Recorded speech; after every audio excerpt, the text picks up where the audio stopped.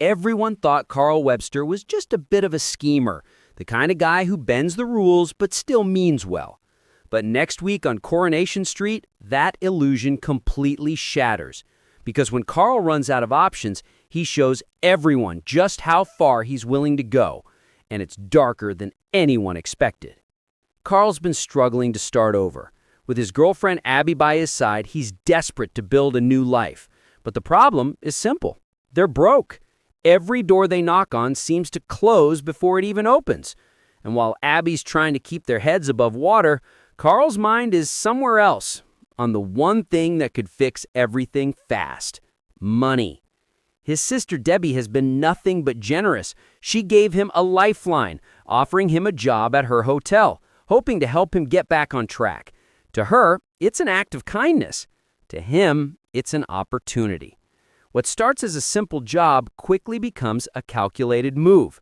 Because the more Carl watches Debbie handle the business, the more he wants a piece of it, and he's not planning to wait for permission. Abby, meanwhile, is doing her best to secure a place to live. She's set her sights on Lauren Bolton's old flat in the precinct. But again, it comes down to money. Money they don't have. And that pressure starts to twist Carl's thinking. He's tired of scraping by, tired of being seen as the guy who can't get it together. And that's when he starts to see Debbie's success not as inspiration, but as a target. When Debbie tells him she wants him to take a bigger role at the hotel, it sounds promising, until she explains that she'll still handle the finances. Carl hides his frustration behind a polite smile, but in that moment, he decides to change the game. With careful charm, he tells Debbie she's been working too hard, that she deserves a break, maybe even a little holiday. At first, she laughs it off. Debbie's not the type to slow down, but Carl's patience and persuasion wear her down just enough for her to start browsing trips on her phone. It's one of the lowest things Carl's ever done, using her illness against her. And yet, he plays the part perfectly. He comforts her, tells her not to worry, acts like he's on her side. And when Ronnie Bailey suggests that maybe the trip could do her some good, she finally gives in. Debbie decides to take the holiday. And that's exactly what Carl's been waiting for. Barely a moment later, he makes his next move. With his voice soft and reassuring, he offers to handle the hotel accounts while she's away, just to help keep things running smoothly. It sounds thoughtful, harmless even.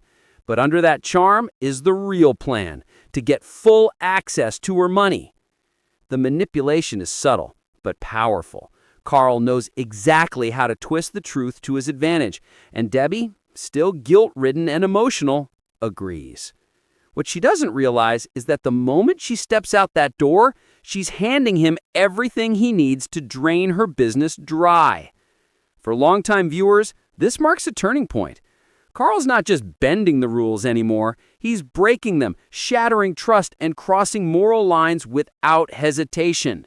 And what makes it all so chilling is how easily he hides it behind a mask of care. He's not shouting, not threatening, just quietly, ruthlessly dismantling the one person who's always believed in him. As Debbie starts packing for her trip, there's a tension that hangs in the air because you can feel that something is about to go terribly wrong. Will she realize what's happening before it's too late? Or will Carl finally get away with his cruelest con yet? One thing's certain, Carl Webster has shown his true colors. And once that line's been crossed, there's no going back. In Weatherfield, secrets never stay buried for long. And when the truth about what he's done finally comes out, Carl's about to learn that some betrayals